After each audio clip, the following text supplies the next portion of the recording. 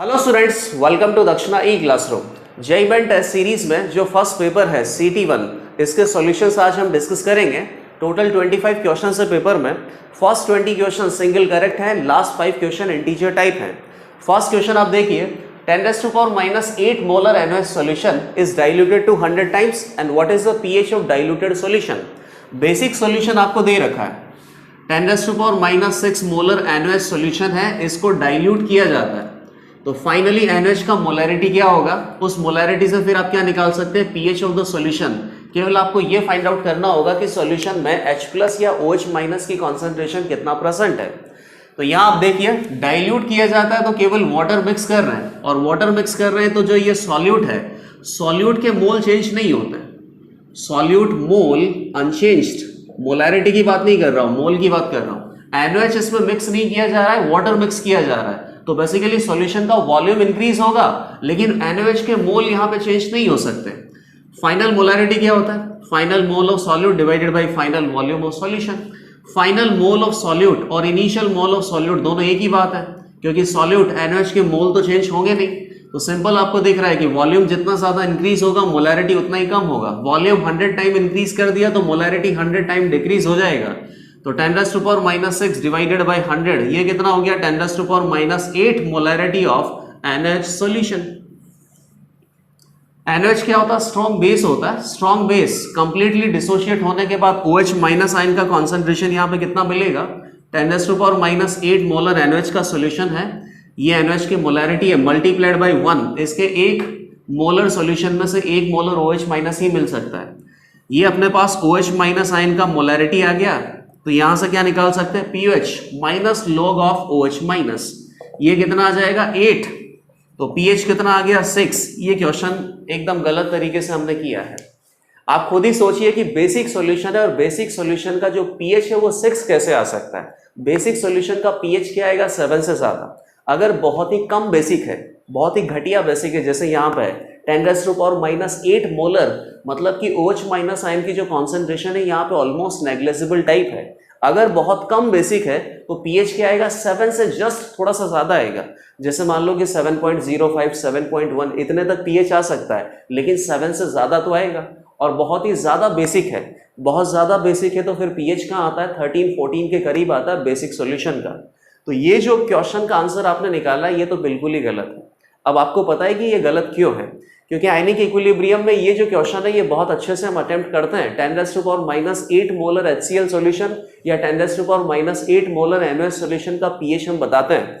ये गलत बेसिकली क्यों आता है, क्योंकि यहां से OH- आयन की कॉन्सेंट्रेशन कितनी मिल रही है, 10⁻⁸ मोलर, और इससे ज्यादा OH- आयन की कॉन्सेंट्रेशन हमें कहां से मिल सकती है, सेल्फ डिसोसिएशन ऑफ वाटर से। एक कंसेप्ट आपको बता रखा है कि किसी भी एसिडिक सॉल्यूशन या बेसिक सॉल्यूशन में जो एसिड और बेस दे रखा है, उसमें अगर H+ या OH- आयन की कॉन्सेंट्रेशन 10⁻⁻6 मोलर से कम मिलता है, तो फिर आपको H+ और OH- आयन की concentration self dissociation of water से भी कंसिडर करना पड़ता है। और सेल्फ डिसोसिएशन ऑफ वाटर से जितना H+ मिलेगा या OH- मिलेगा, सिमिलरली स्ट्रॉन्ग एसिड और स्ट्रॉन्ग बेस से जितना H+ या OH- मिलेगा, उसके बाद आपको फाइनली कैलकुलेट करना होता है कि H+ या OH- का जो फाइनल कॉन्सेंट्रेशन है वो क्या होगा, और उसके बाद हम pH अगर निकालेंगे तो pH का आंसर बिल्कुल सही आएगा। तो यूजुअली हम इसको कंप्लीटली सॉल्व नहीं करेंगे, ये आपने ऑलरेडी सॉल्व कर रखा है आयनिक इक्विलिब्रियम के नोट्स में, आपके पास यही एग्जैक्ट सेम क्वेश्चन है। लेकिन हम यहाँ पे इसका आंसर फटाफट बता सकते हैं कि 10⁻⁻8 मोलर NaOH सॉल्यूशन है, बहुत ही लीस्ट बेसिक है। लीस्ट बेसिक है तो ये pH तो नहीं आ सकता, 5 और 6 नहीं आ सकता, 6 और 7 नहीं आ सकता, ये दोनों एसिडिक है, ये बेसिक सॉल्यूशन है। लेकिन यहाँ पर बेसिक सॉल्यूशन में OH- आयन की कॉन्सेंट्रेशन बहुत अच्छी होनी चाहिए थी। अभी फिलहाल OH- बहुत कम है, तो बेसिक सॉल्यूशन का pH 7 से ज्यादा तो आएगा, लेकिन 7 से बहुत ज्यादा नहीं आएगा, ऑलमोस्ट यू मान लो 7.05 के करीब। थर्ड ऑप्शन आंसर हो गया। अब सेकंड क्वेश्चन देखिए। सेकंड क्वेश्चन यूडियोमेट्री पे बेस्ड है। एक हाइड्रोकार्बन और ऑक्सीजन का मिक्सचर है, और इन दोनों का जो मोलर रेशो है या वॉल्यूम रेशो एक ही बात होगी, क्योंकि प्रेशर और टेम्परेचर कांस्टेंट होता है यूडियोमेट्री में। इनका जो मोलर रेशो है वो 1:7 है, और इस मिक्सचर को एक्सप्लोड किया गया। इसका मतलब क्या गया, ऑक्सीजन का रिएक्शन हाइड्रोकार्बन से हुआ, तो बेसिकली एक्सप्लोजन ही होता है एक तरीके से। कंबशन रिएक्शन में बहुत ज्यादा एनर्जी रिलीज होती है और कंबशन रिएक्शन के प्रोडक्ट हमें फाइनली क्या मिलता है, CO2 प्लस H2O। इसके बाद जो ये एक्सप्लोजन का मिक्सचर आपको मिला है, इसको थोड़ा कूल डाउन किया, कूल डाउन करेंगे तो वाटर लिक्विड स्टेट में चला जाएगा। बाकी अभी भी गैस में कौन है, CO2 गैस है। और अगर इस रिएक्शन में O2 अगर बच गया तो O2 प्लस CO2 ये दोनों गैस हैं, हाइड्रोकार्बन कंप्लीटली खत्म हो जाता है। तो ये जो फाइनली मिक्सचर है, इस फाइनल मिक्सचर का अपने पास, इस फाइनल गैसियस मिक्सचर का वॉल्यूम कितना है, V। अब इसमें से O2 कितना और CO2 कितना, इसके लिए डिफरेंट एक्सपेरिमेंट करते हैं। इस सॉल्यूशन को, इस गैसियस मिक्सचर को, सॉल्यूशन नहीं है, इस गैसियस मिक्सचर को KOH सॉल्यूशन में से पास किया गया, पायराग्लिसोल सॉल्यूशन में से पास किया गया। तो basically half of the mixture जो है वो पायराग्लिसोल सॉल्यूशन में एब्जॉर्ब हो गया और half of mixture KOH solution में एब्जॉर्ब हो गया। इसका मतलब क्या हो गया, KOH में कौन एब्जॉर्ब होता है, CO2 गैस, पायराग्लिसोल में क्या एब्जॉर्ब होता है, O2 गैस। तो दोनों का जो वॉल्यूम है वो बेसिकली जस्ट हाफ है। कंप्लीट गैसियस मिक्सचर का वॉल्यूम अगर V है तो फाइनली जो आपको सॉल्यूशन फाइनली जो गैसियस मिक्सचर मिल रहा है, इसमें V/2 और V/2 ये दोनों वॉल्यूम किसके होंगे, O2 और CO2 गैस के। अब आपको यहाँ पे काफी सारे ऑप्शन दे रखे हैं और बेसिकली ऑप्शंस में यही बताना है कि ये जो हाइड्रोकार्बन गैस है इसका फॉर्मूला क्या हो सकता है। जैसे फॉर्मूला क्या हो सकता है, CH4 हो सकता है, C2H6 होता है, या C2H4 हो सकता है, C3H4 हो सकता है। इस तरीके से गैसियस हाइड्रोकार्बन का जो फॉर्मूला है वो डेवलप करना है और सारी इंफॉर्मेशन अपने पास दे रखी है। तो लेट अस से कि गैसियस हाइड्रोकार्बन का फॉर्मूला क्या है, CXHY। इसका ऑक्सीडेशन करना है तो फाइनली हमें क्या मिलेगा, CO2 प्लस वाटर। ये गैस है, ये गैस है, और जो गैसियस हाइड्रोकार्बन है ये भी बेसिकली गैस ही है। इन दोनों का मिक्सचर है, इसमें वॉल्यूम रेशियो या मोलर रेशियो कितना दे रखा है, 1:7। तो लेट अस से कि इसका 1 ml अज्यूम कर लेता हूं तो इसका 7 ml प्रेजेंट है और ये अभी नहीं है टाइम t = 0 पे।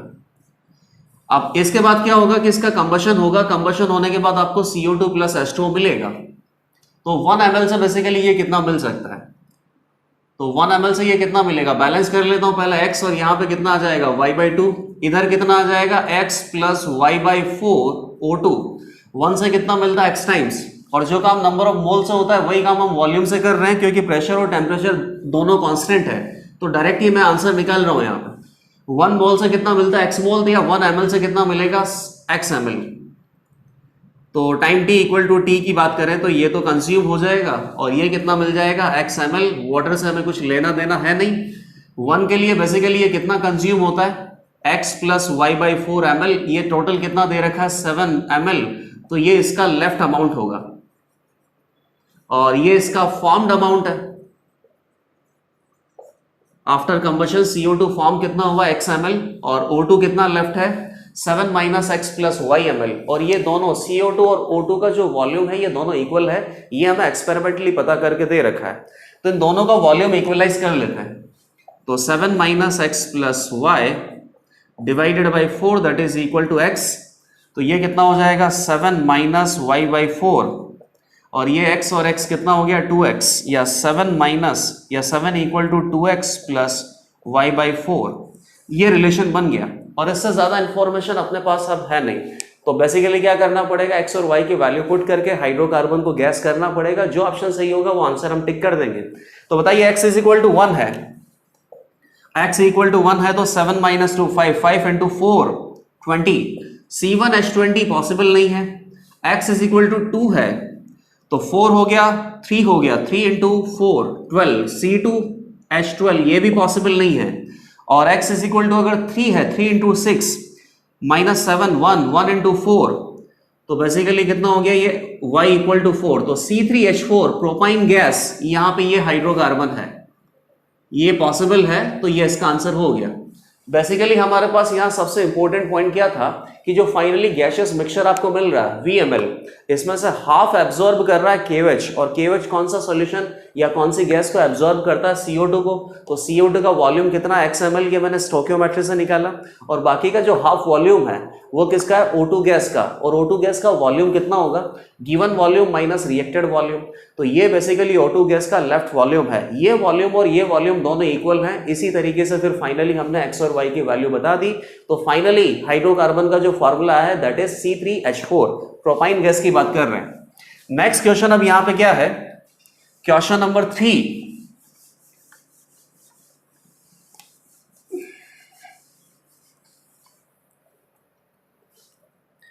क्वेश्चन नंबर 3, ये बेसिकली मोल कंसेप्ट पे बेस्ड है और जो कॉन्सेंट्रेशन टर्म्स हैं उन्हीं की बात चल रही है यहां पे।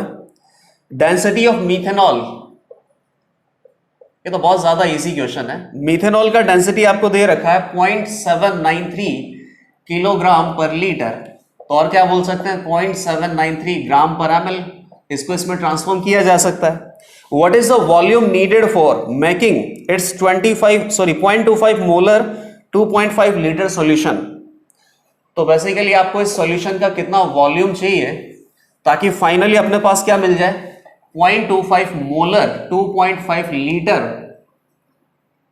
Solution of methanol.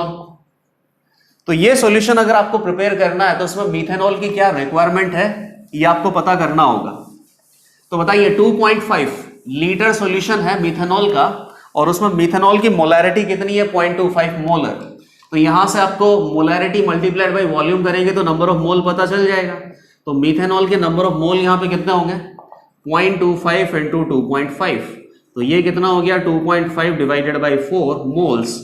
और ये मीथेनॉल के मोल आपको कहां से लाना, मीथेनॉल के मिक्सचर से। और मीथेनॉल के मिक्सचर का ये प्योर मीथेनॉल है बेसिकली, और इससे आपने ये एक सॉल्यूशन प्रिपेयर करना चाहते हो तो इस सॉल्यूशन में मीथेनॉल के 2.5 डिवाइडेड बाय 4 इतने मोल हैं, ये मोल आप यहां से लाना चाहते हो।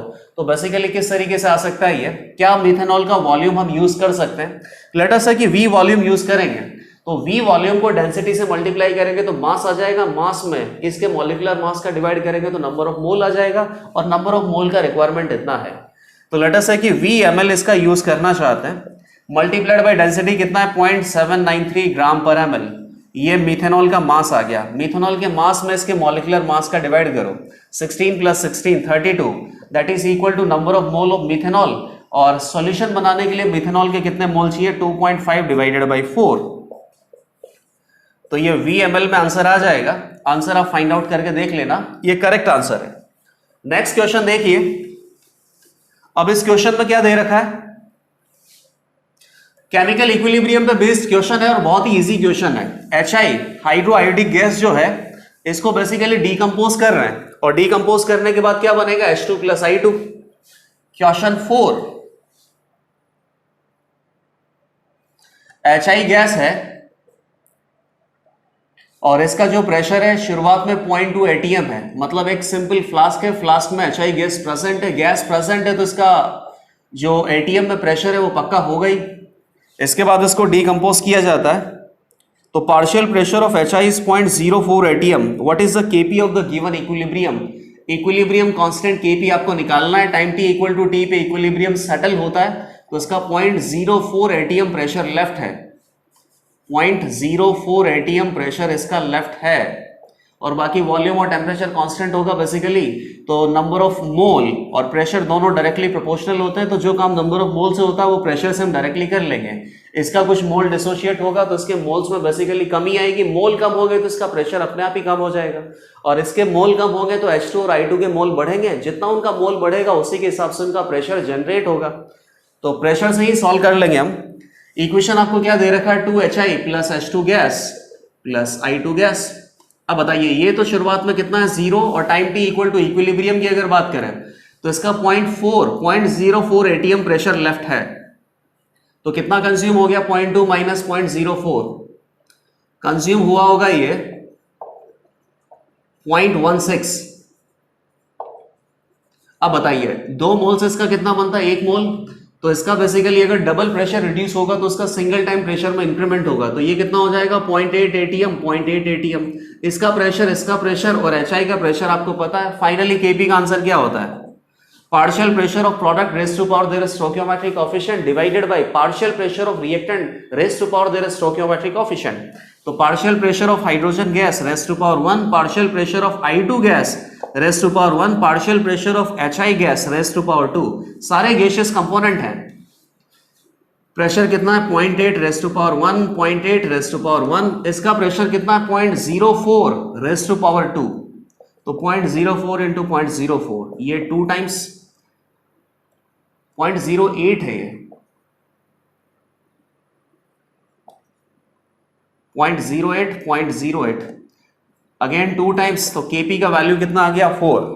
ये जो केमिकल इक्विलिब्रियम का क्वेश्चन था ये भी बहुत इजी था, बहुत सिंपल आपको दे रखा था कि HI का जो इनिशियल प्रेशर है वो पता है और फाइनल इक्विलिब्रियम पे जब ये अचीव हो जाता है तो उस समय पे HI का प्रेशर आपको दे रखा है। तो उस प्रेशर से आपने कितना निकाल लिया कि इसका कितना प्रेशर का रिडक्शन हुआ है। लेट अस से कि कुछ पर्टिकुलर मोल में रिडक्शन हुआ और उस मोल के रेस्पेक्ट में कुछ प्रेशर में रिडक्शन हुआ, तो एक्जैक्टली उसी रेशियो में उनका प्रेशर डेवलप होगा, क्योंकि प्रेशर और नंबर ऑफ मोल दोनों डायरेक्टली प्रोपोर्शनल हैं। वॉल्यूम ऑफ कंटेनर और टेम्परेचर ऑफ कंटेनर ये दोनों कांस्टेंट मिलते हैं। जब भी इन चीज़ों के बारे में बात नहीं किया जाए तो बाकी की जो क्वांटिटीज होती है वो कांस्टेंट ही होती है। तो आपने ये पता कर लिया कि इक्विलिब्रियम पे H2 और I2 दोनों का प्रेशर क्या है और इक्विलिब्रियम पे HI का प्रेशर कितना, ये हमें ऑलरेडी क्वेश्चन में दे रखा है। फाइनली आपने पार्शियल प्रेशर के फॉर्मूले से इक्विलिब्रियम कांस्टेंट Kp निकाल लिया। टोटल 4 क्वेश्चन अभी तक हम डिस्कस कर चुके हैं। नेक्स्ट क्वेश्चन है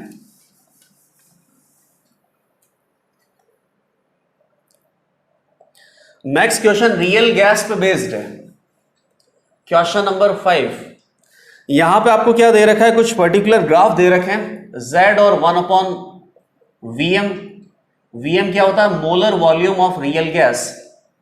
Z वर्सेस 1/Vm का ग्राफ दे रखा है। कहीं पर पर्टिकुलरली स्लोप पॉजिटिव है, कहीं स्लोप नेगेटिव है, पॉजिटिव है, नेगेटिव है, जीरो मतलब फ्लैट लाइन हो सकता है। इस तरीके से ग्राफ आपको दे रखे हैं। तो बेसिकली आपको ये चेक करना है कि ग्राफ कौन सा सही हो सकता है। ठीक है, हम खुद ही डेवलप कर लेते हैं।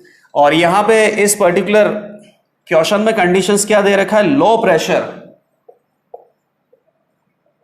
और normal temperature, that means room temperature की बात है।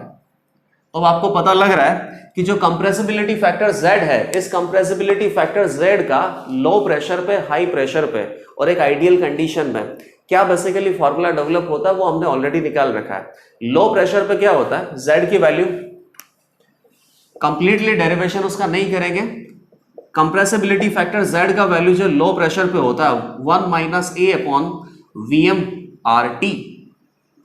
ये बेसिकली अपने पास फॉर्मूला आता है। अब इस फॉर्मूले से आप Z और 1/Vm में अगर ग्राफ डेवलप करें तो आपको स्लोप क्या नजर आ रहा है, ये हो गया y एक्सिस, ये हो गया x एक्सिस। स्लोप क्या नजर आ रहा है, नेगेटिव स्लोप है। तो बेसिकली इसका आंसर क्या हो सकता है, बाकी के ऑप्शंस आप खुद देख लेना। इसका आंसर क्या होगा, Z/1/Vm, नेगेटिव स्लोप है तो ये इसका आंसर हो जाएगा। और इंटरसेप्ट बेसिकली क्या दे रखा है 1, तो इस इंटरसेप्ट को मैं 1 इंडिकेट कर सकता हूं। बाकी y = mx + c। m यहाँ पे क्या होता है, स्लोप होता है, c क्या होता है, इंटरसेप्ट होता है। इंटरसेप्ट की वैल्यू आपने निकाल ली, स्लोप आपने देख लिया कि नेगेटिव में आएगा। और लो प्रेशर पे ऐसा होता है, लो प्रेशर पे कंप्रेसिबिलिटी फैक्टर Z का ये फॉर्मूला आता है। हाई प्रेशर पे कंप्रेसिबिलिटी फैक्टर Z, इसका फॉर्मूला क्या होता है, Z = 1 + Pb/RT। नेक्स्ट क्वेश्चन आप देखिए, क्वेश्चन नंबर 6। इसमें दे रखा है हाइब्रिडाइजेशन, केमिकल बॉन्डिंग का क्वेश्चन है। बहुत इजी क्वेश्चन है। 4 ऑप्शन आपको दे रखे हैं और चारों ऑप्शन में आपको यह पता करना है कि कौन सा ऐसा ऑप्शन है जिसमें सेंट्रल एटम का हाइब्रिडाइजेशन बाकी के सेंट्रल एटम के हाइब्रिडाइजेशन से मैच नहीं करता है। एक तरीके से ऑड वन फाइंड आउट करना है आपको। और यहां बेसिकली अपने पास SF4 है, I3- है, ICl5 है, PCl5 है। ये तो बहुत इजीली हो जाएगा। PCl5 में बेसिकली क्या है, फास्फोरस के आउटर मोस्ट शेल में 5 इलेक्ट्रॉन होते हैं। 5 इलेक्ट्रॉन से इसने 5 बॉन्ड बना लिए, तो कोई लॉन पेयर नहीं है, 5 बॉन्ड पेयर है। टोटल कितना हो गया 5 sp3d। ICl5 आयोडीन हैलोजन होता है, हैलोजन के आउटर मोस्ट शेल में कितना इलेक्ट्रॉन होता है 7। 5 तो इसने बॉन्ड बनाने में यूज कर लिए, तो एक लॉन पेयर बेसिकली यहां पे होगा, तो 5 bond pair plus 1 lone pair कितना हो गया 6 sp3d2। I3-, ये बहुत अच्छा होता है, ट्राई आयोडाइड आयन। बताइए, सेंट्रल एटम आयोडीन है और आयोडीन का बेसिकली आउटर मोस्ट शेल में 7 इलेक्ट्रॉन होता है, तो ये 7 तक बॉन्ड का फॉर्मेशन कर सकता है। लेकिन जब भी हेलोजन एटम साइड में लगा है तो साइड में हेलोजन एटम केवल कितना बॉन्ड बनाता है, 1। तो यहाँ आयोडीन ने एक और एक बॉन्ड बना लिया। अब बताइए, 2 इलेक्ट्रॉन इस्तेमाल कर लिए, कितने इलेक्ट्रॉन बाकी बचे आयोडीन के पास 5, और नेगेटिव को मिला के कितने हो गए 6। 6 का मतलब क्या होता है, 3 लॉन पेयर, तो 2 bond pair plus 3 lone pair, total कितना हो गया 5। 5 का मतलब क्या हो गया sp3d। तो आंसर तो यही हो गया ना, क्योंकि इन दोनों का sp3d आ गया और इसमें sp3d2 आ गया और इसमें भी sp3d आएगा। सल्फर के आउटर मोस्ट शेल में कितने इलेक्ट्रॉन होता है 6। 6 में से 4 ने तो बॉन्ड बना लिया, ये फ्लोरीन के साथ, तो एक लॉन पेयर यहां पे है, 4 bond pair plus 1 lone pair, कितना हो गया 5 sp3d। बहुत इजीली आ गया ये आंसर। यहां पे थोड़ा अच्छे से लिखो, 5 bond pair plus 0 lone pair sp3d PCl5। Next question है, ये भी केमिकल बॉन्डिंग का क्वेश्चन है। इसमें पर्टिकुलर 4 ऑप्शन आपको दे रखे हैं और चारों ऑप्शन में एक प्रॉपर्टी को इंडिकेट किया है। अब इसने क्या बोला है कि ये जो चारों कंपाउंड है ये बेसिकली कार्बन के कंपाउंड है और कार्बन सेंट्रल एटम है। सेंट्रल एटम कार्बन को रिप्लेस करके सल्फर अगर ले आते हैं तो जो प्रॉपर्टी मेंशन कर रखा है ये प्रॉपर्टी चेंज होता है या नहीं होता है, ये आपसे पूछा है। ऑप्शंस अपने पास क्या है, CF4 है, प्रॉपर्टी है नॉन प्लेनर। नेक्स्ट ऑप्शन है CO2, COCl2 और CO3 माइनस, और प्रॉपर्टी यहां पे क्या है, नॉन प्लेनर, प्लेनरिटी की बात कर रहा है ये। सिमिलरली पोलर और नॉन प्लेनर, तो 3 ऑप्शन में प्लेनरिटी की बात है, एक ऑप्शन में पोलैरिटी की बात है। नॉन प्लेनर है CF4, कार्बन sp3 हाइब्रिडाइज्ड होता है बेसिकली, 4 फ्लोरीन एटम है, फ्लोरीन एटम सिंगल बॉन्ड बनाता है, 4 sigma bond plus 0 lone pair sp3 कैसा होता है, टेट्राहेड्रल, मीनिंग नॉन प्लेनर। और यहां सल्फर को रिप्लेस कर देते हैं, तो सल्फर में बेसिकली आउटर मोस्ट शेल में 6 इलेक्ट्रॉन होते हैं, 4 तो बॉन्ड बना लेगा, बाकी के 2 इलेक्ट्रॉन बच गए, एक लॉन पेयर sp3d, ये भी नॉन प्लेनर है। तो यहां प्रॉपर्टी में चेंज नहीं होता है। CO2 sp हाइब्रिडाइज्ड है, ये तो sp हाइब्रिडाइज्ड है, और वैसे भी ये जो लीनियर मॉलिक्यूल है, कभी भी अगर 3 ही एटम है तो 3 एटम वाला तो प्लेनर होता ही है। 3 एटम में बेसिकली आप क्या कॉन्सेप्ट यहां पे आता है कि लीनियर है या फिर बेंट है, लेकिन प्लेनर तो वो वैसे भी है। अगर ये ऐसा भी होता तो भी क्या है, प्लेनर तो है ही सही, लेकिन लीनियर नहीं होता और इस तरीके से बनाया नहीं जा सकता, क्योंकि sp कार्बन है, sp में 180 डिग्री का जो एंगल है वो मेंटेन करना है। अब अगली बात आ जाती है SO2, तो SO2 बेसिकली इस तरीके से होगा, 4 बॉन्ड प्लस 1 लॉन पेयर। यहां हाइब्रिडाइजेशन कितना, sp2, उससे कोई दिक्कत नहीं है, अभी भी ये कैसा होगा, प्लेनर तो होगा ही। तो ये पहले भी प्लेनर था, अभी भी प्लेनर था, इसमें बेसिकली प्लेनरिटी चेंज नहीं हुआ है। COCl2 पोलर है, तो COCl2 की अगर बात करें तो कार्बन ऑक्सीजन में डबल बॉन्ड है, क्लोरीन एटम के साथ सिंगल बॉन्ड है, sp2 हाइब्रिडाइज्ड है, क्लोरीन खाएगा। इस तरीके से इलेक्ट्रॉन का जो मैंने है प्लस आई और माइनस आई देखते हुए इलेक्ट्रॉन फ्लो का डायरेक्शन बना दिया, तो डाइपोल मोमेंट तो यहाँ पे बेसिकली क्या है, फाइनाइट है, तो ये कैसा है, पोलर है। और सल्फर के साथ अगर इसको बना दिया जाए तो सल्फर में क्लोरीन डबल बॉन्ड हो, एक लॉन पेयर हो जाएगा, 4 बॉन्ड पेयर हो गए बेसिकली। बॉन्ड पेयर ऐसे देखा जाए तो 3 है, लेकिन टोटल बॉन्ड कितने हैं, 4 हैं। 4 बॉन्ड के बाद एक लॉन पेयर यहाँ पे लेफ्ट है, अभी भी सिमेट्रिकल स्ट्रक्चर नहीं है। सल्फर क्लोरीन में क्लोरीन ज्यादा इलेक्ट्रोनेगेटिव है, ऑक्सीजन ज्यादा इलेक्ट्रोनेगेटिव, तो इस तरीके से डाइपोल का डायरेक्शन होगा, तो अभी भी डाइपोल मोमेंट कैसा आएगा, फाइनाइट है, तो अभी भी स्पीशीज कैसा होगा, पोलर तो होगा। तो कार्बन को सल्फर से रिप्लेस कर दिया जाए तब भी ये जो पर्टिकुलर प्रॉपर्टी है इसमें चेंज नहीं आ रहा है। अब लास्ट क्वेश्चन आप देखिए, CO3 माइनस, कार्बोनेट आयन कैसा होता है, sp2 hybridised, 3 sigma bond plus 0 lone pair, ये कैसा है, प्लेनर। और सल्फर में चेंज कर देंगे तो सल्फर के आउटर मोस्ट शेल में वैलेंस इलेक्ट्रॉन ज्यादा होते हैं, टोटल 4 बॉन्ड तो ये बना लेगा, उसके बावजूद भी एक लॉन पेयर है, lone pair plus 3 bond pair या 3 सिग्मा बॉन्ड, कितना हो गया, 4 का मीनिंग क्या हो गया, sp3 हाइब्रिडाइज्ड, और sp3 हाइब्रिडाइज्ड में 3 bond pair plus 1 lone pair क्या होता है, पिरामिडल स्ट्रक्चर होता है। और पिरामिडल स्ट्रक्चर कैसा होता है, नॉन प्लेनर। तो कार्बन को सल्फर से रिप्लेस करने के बाद मॉलिक्यूल जो पहले प्लेनर था अब वो नॉन प्लेनर हो गया, तो यहीं पे बेसिकली प्रॉपर्टी का चेंज हुआ है। तो आंसर कौन सा हो जाएगा, 4th। नेक्स्ट ऑप्शन आप देखिए, नेक्स्ट क्वेश्चन है एटॉमिक स्ट्रक्चर से है ये क्वेश्चन, और बेसिकली 3dxy ऑर्बिटल के बारे में आपसे बहुत सारी बातें पूछी है। तो 3dxy ऑर्बिटल का जो डायग्राम है वो अच्छे से आना चाहिए, और बेसिकली d ऑर्बिटल के बारे में आपको सब कुछ पता होना है। 3dxy,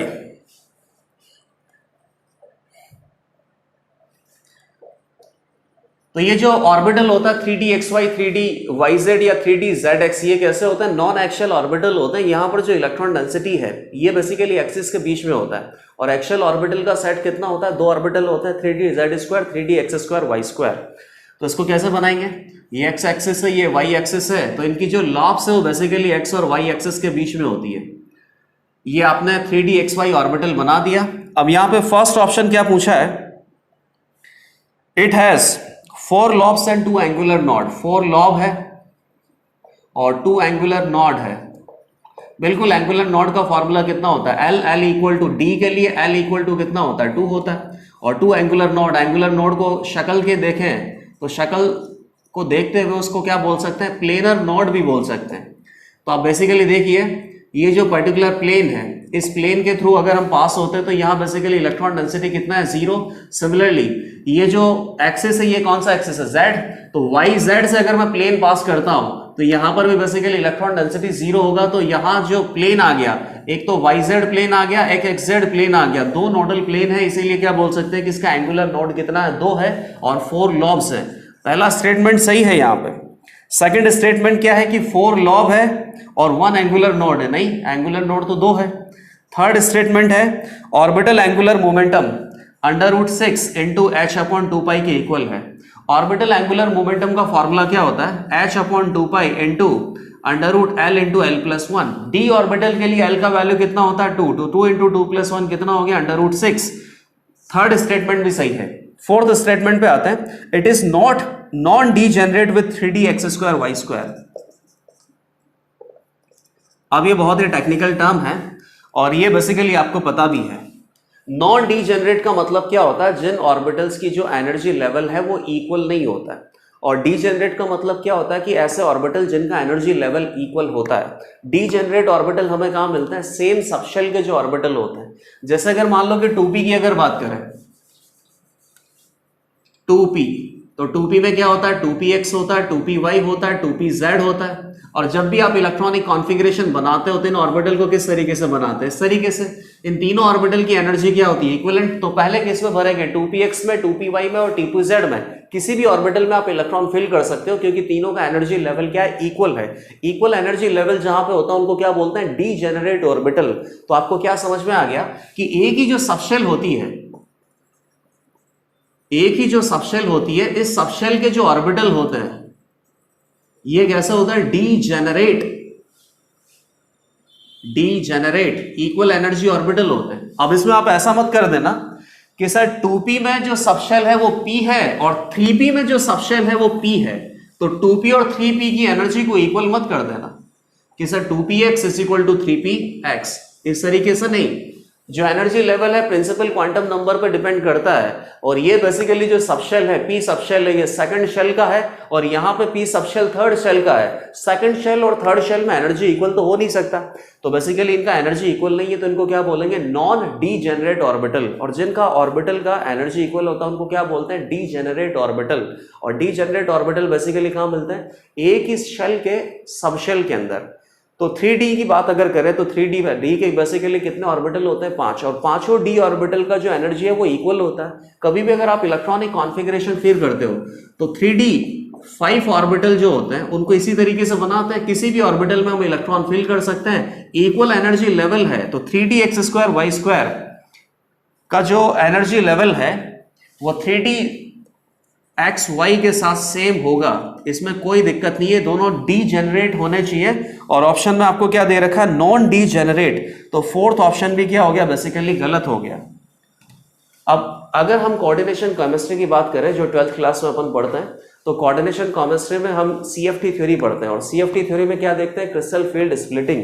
लिगेंड की प्रेजेंस में जो सेंट्रल मेटल एटम होता है, सेंट्रल मेटल एटम के d ऑर्बिटल स्प्लिट कर जाते हैं। स्प्लिट करने के बाद कुछ d ऑर्बिटल्स की एनर्जी ज्यादा हो जाती है, कुछ d ऑर्बिटल्स की एनर्जी कम हो जाती है, डीजेनरेसी लॉस्ट हो जाती है। अब ये d ऑर्बिटल कैसे हो जाते हैं, नॉन डीजेनरेट। लेकिन ऐसा कब होता है, लिगेंड की प्रेजेंस में।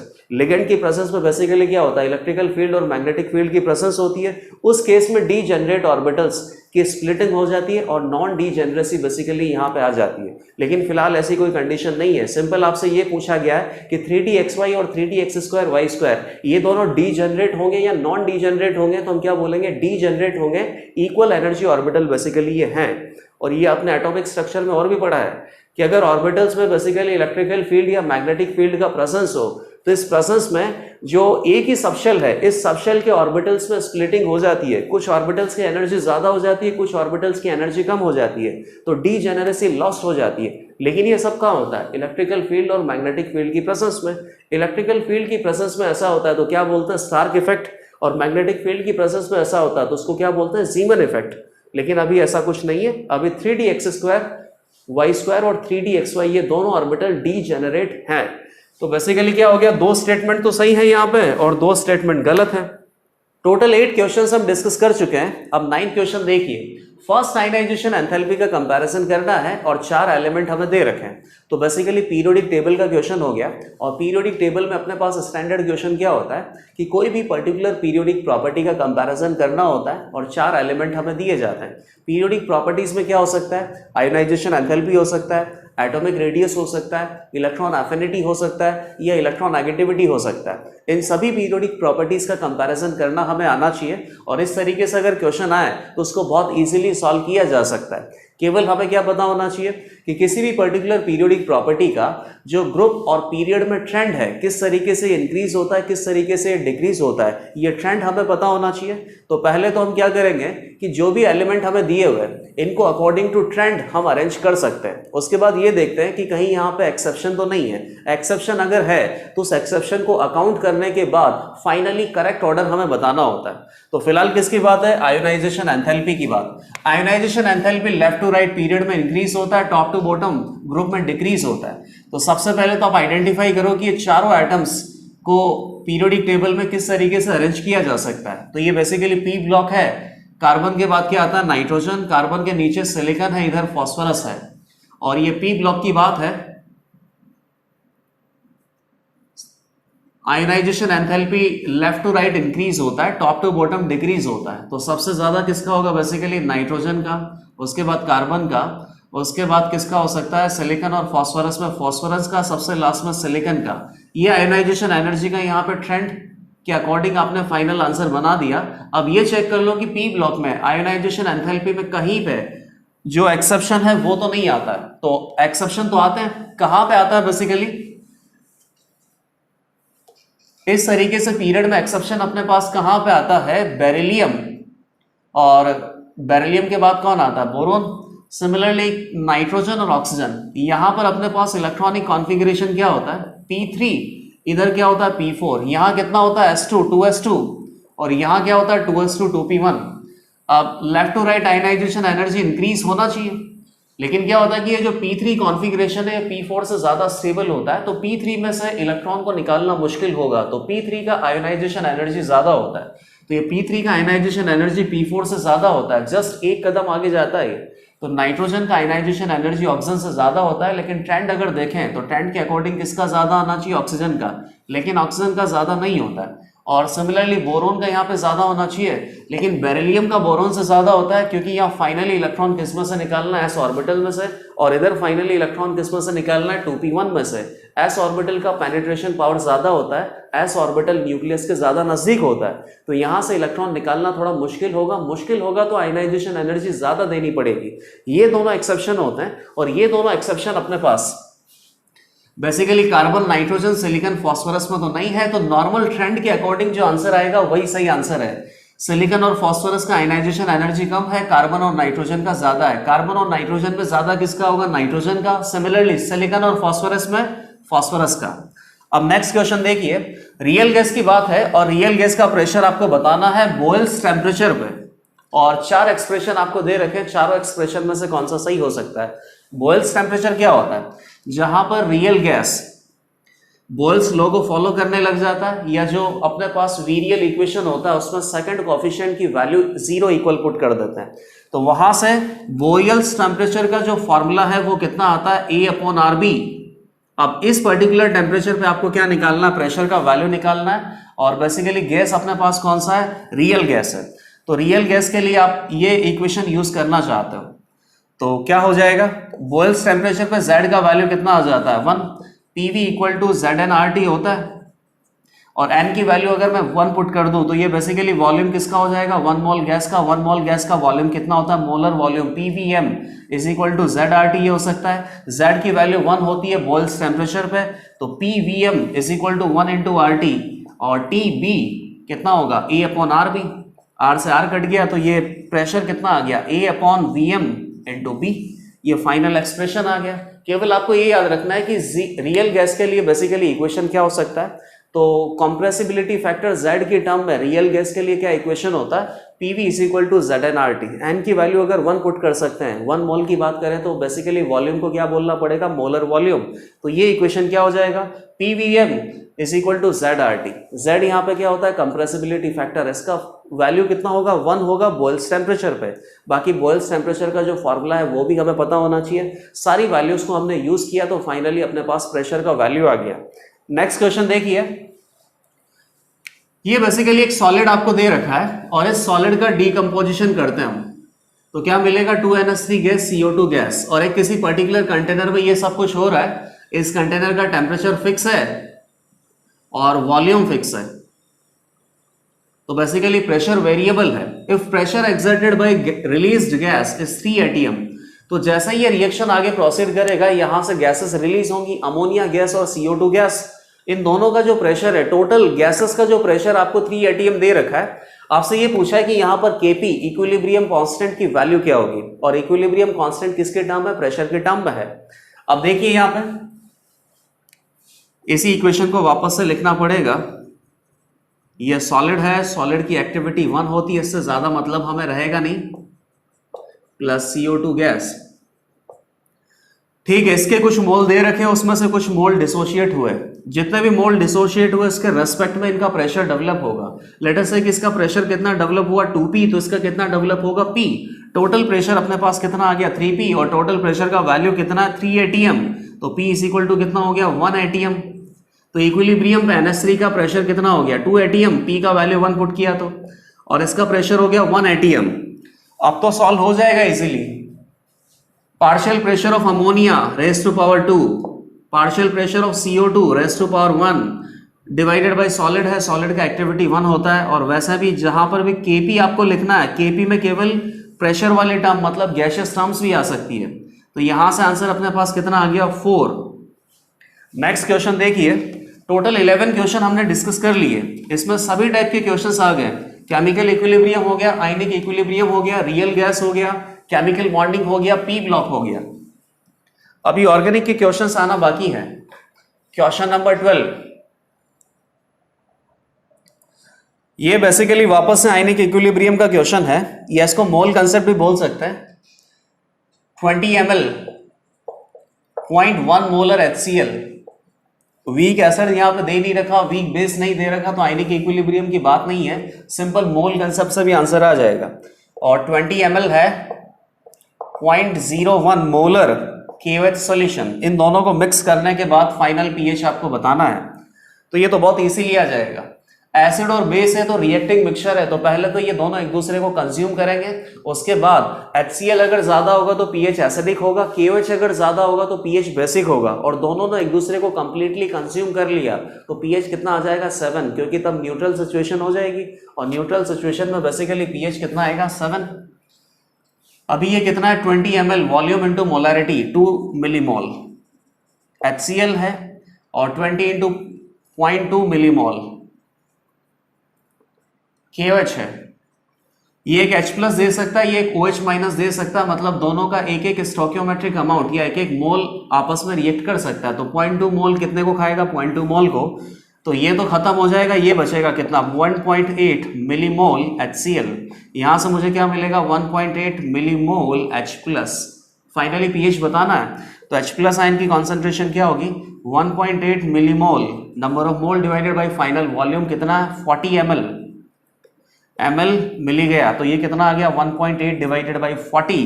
H+ आयन का कॉन्सेंट्रेशन अपने पास है, तो pH तो सिंपल आ जाता है, minus log of H+ ion concentration. H+ ion की कॉन्सेंट्रेशन आपके पास है, माइनस लॉग ऑफ H+ करके pH हम निकाल सकते हैं। इस क्वेश्चन को आप सॉल्व करना। 13th क्वेश्चन देखिए, केमिकल इक्विलिब्रियम से रिलेटेड है। CH4 मीथेन गैस के ऑक्सीडेशन का रिएक्शन हमें दे रखा है और इस रिएक्शन में इक्विलिब्रियम एस्टेब्लिश्ड है। अब किसी पर्टिकुलर रिएक्शन कंडीशन को हम चेंज करते हैं तो रिएक्शन कंडीशन को चेंज करने से इक्विलिब्रियम स्टेट डिस्टर्ब होता है। ध्यान से सुनना, रिएक्शन कंडीशन को चेंज करने से इक्विलिब्रियम स्टेट डिस्टर्ब होता है, इक्विलिब्रियम कांस्टेंट डिस्टर्ब नहीं होता है। इक्विलिब्रियम कांस्टेंट केवल एक ही फैक्टर से डिस्टर्ब हो सकता है, दैट इज टेम्परेचर चेंज। और टेम्परेचर चेंज और इक्विलिब्रियम कांस्टेंट के में क्या रिलेशन है, इसके लिए आपको एक इक्वेशन पता है। तो यहाँ फिलहाल हम रिएक्शन कंडीशंस को चेंज कर रहे हैं और रिएक्शन कंडीशंस को चेंज करने से इक्विलिब्रियम स्टेट डिस्टर्ब होगा। तो किसी पर्टिकुलर टाइम टी के लिए रिएक्शन का जो नेट मूवमेंट है या तो वो फॉरवर्ड डायरेक्शन में होगा या बैकवर्ड डायरेक्शन में होगा, और कुछ समय बाद वापस से रिएक्शन में इक्विलिब्रियम सेटल हो जाएगा। तो अगेन फॉरवर्ड और बैकवर्ड डायरेक्शन में जो रेट है वो इक्वलाइज हो जाएगा। लेकिन उसके पहले आपको ये बताना है कि रिएक्शन कंडीशन को चेंज करने से नेट मूवमेंट फॉरवर्ड या बैकवर्ड कौन सी डायरेक्शन में दिखाई देता है। तो बेसिकली ये ली-चैटलियर प्रिंसिपल का एप्लीकेशन है। ली-चैटलियर प्रिंसिपल क्या बोलता है कि इक्विलिब्रियम में किसी भी पर्टिकुलर रिएक्शन में कंडीशंस चेंज करने से रिएक्शन का मूवमेंट उसी डायरेक्शन में जाता है जहां पर चेंज मिनिमाइज हो। तो बेसिकली फर्स्ट अगर आप देखो, इंक्रीजिंग प्रेशर, रिएक्शन कंडीशन में आपने प्रेशर को इंक्रीज कर दिया तो ये रिएक्शन उसी डायरेक्शन में मूव करेगा जहां पर प्रेशर डिक्रीज हो रहा है। प्रेशर इंक्रीज कर दिया तो प्रेशर डिक्रीज होने की डायरेक्शन में ये रिएक्शन मूव करेगा।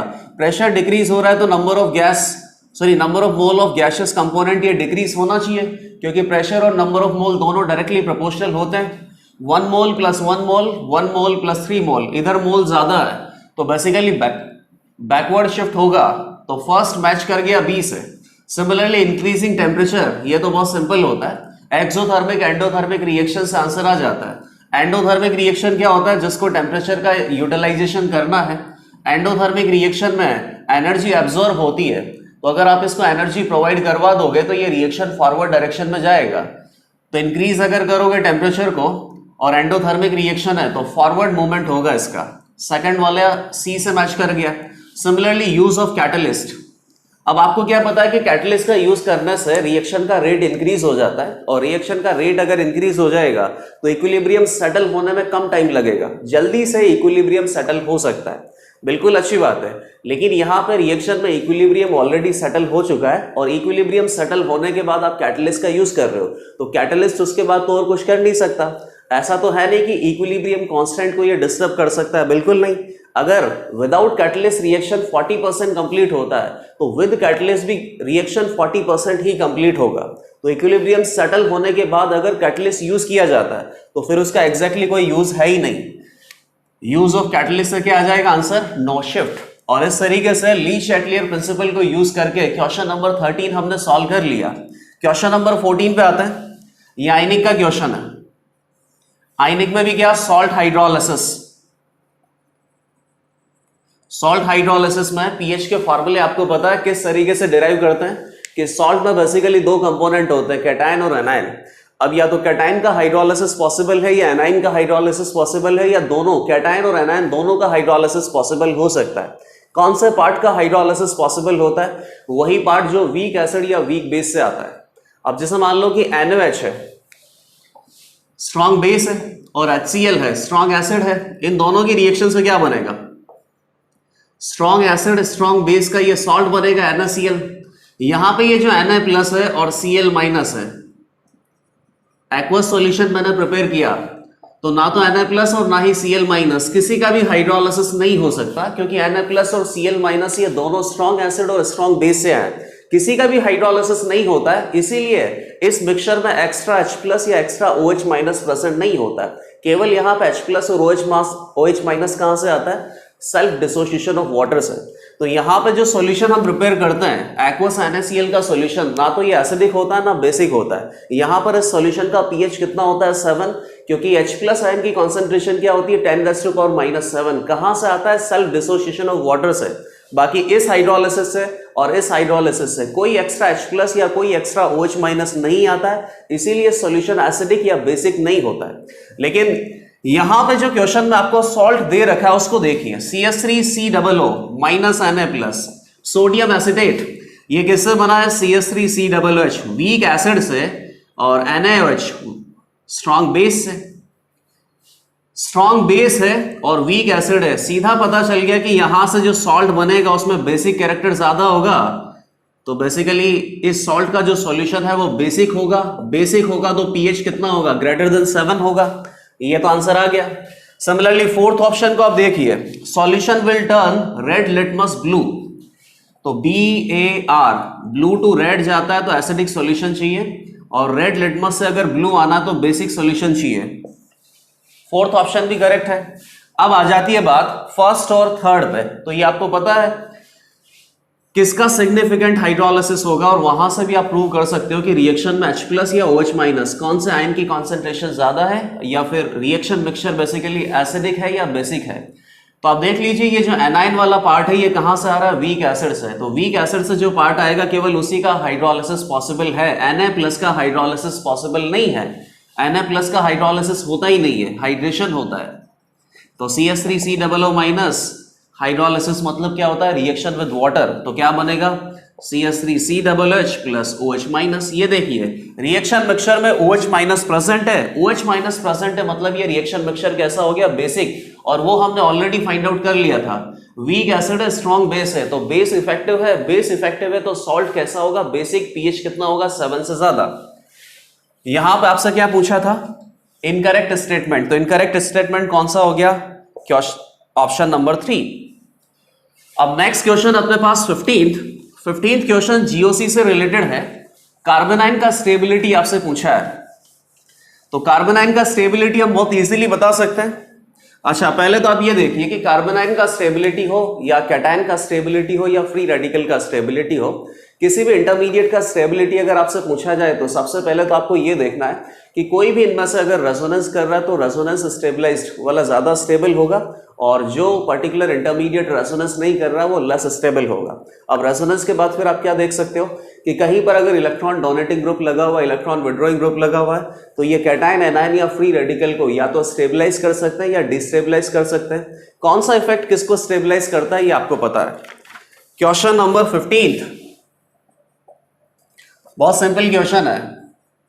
साइक्लोपेंटाडाइईन आइल एनाइन दे रखा है, साइक्लोहेक्साडाइईन आइल एनाइन ये दे रखा है, सिमिलरली साइक्लोप्रोपिनाइल एनाइन दे रखा है, और लास्ट में बेंजाइल कार्बोनाइन दे रखा है। सबसे ज्यादा स्टेबल कौन होगा, जिसमें सबसे ज्यादा रेजोनेंस है। अच्छा यहां सबसे कम स्टेबल कौन सा होगा, थर्ड, क्योंकि एंटी एरोमेटिक है, और एंटी एरोमेटिक कंपाउंड हो या एंटी एरोमेटिक इंटरमीडिएट हो, ये रूम टेम्परेचर पे बन ही नहीं सकता। सिमिलरली अब ज्यादा स्टेबल कौन होगा, जिसका रेजोनेंस ज्यादा है। तो क्या लग रहा है कि ये नेगेटिव चार्ज बेंजीन के 3 पाई बॉन्ड के साथ रेजोनेंस कर रहा है, तो यहां बेसिकली क्वांटिटी ज्यादा है रेजोनेंस का, ठीक है भाई, लेकिन क्वांटिटी से मतलब नहीं होना चाहिए, क्वालिटी से मतलब होना चाहिए। यहां नेगेटिव चार्ज 2 पाई बॉन्ड के साथ रेजोनेंस कर रहा है, लेकिन उसके बावजूद ये जो साइक्लोपेंटाडाइईन आइल, साइक्लोपेंटाडाइईन आइल एनाइन, ये एरोमेटिक है, 6 इलेक्ट्रॉन एरोमेटिक है। तो सबसे ज्यादा स्टेबल कौन सा होगा, फर्स्ट, फिर उसके बाद आ जाएगा फोर्थ, फिर लेसर रेजोनेंस सेकंड, और सबसे लास्ट में कौन आ जाएगा, थर्ड। इनफैक्ट थर्ड तो यहां पर स्टेबल भी नहीं होगा, एंटी एरोमेटिक एनाइन है। क्वेश्चन नंबर 16 आईयूपीएससी नेम, ये तो बहुत इजी है, ये तो मार्क्स स्कोर करने के लिए आपको दिया हुआ है। आईयूपीएससी नेम बहुत इजीली बता सकते हैं। बेंजीन बनाया हुआ है, बेंजीन से नाइट्रोजन कनेक्टेड है, CH3 और मेटा और पैरा पे 2 क्लोरीन यहां पे है। तो सबसे पहले तो आप देखिए कि ये कंपाउंड क्या है। इसमें ये तो हो गया अपने पास प्रिंसिपल कार्बन चेन, ये हो गया फंक्शनल ग्रुप।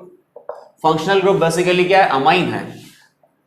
अब ये इस तरीके से लिखा हुआ तब भी वो तो अमाइन है, और यहाँ पे हाइड्रोजन प्रेजेंट होता तब भी अमाइन है। बस नाइट्रोजन पे जो अल्काइल ग्रुप लगा रखे हैं, इनको नाम लिखने के बाद बहुत आगे मेंशन कर देते हैं।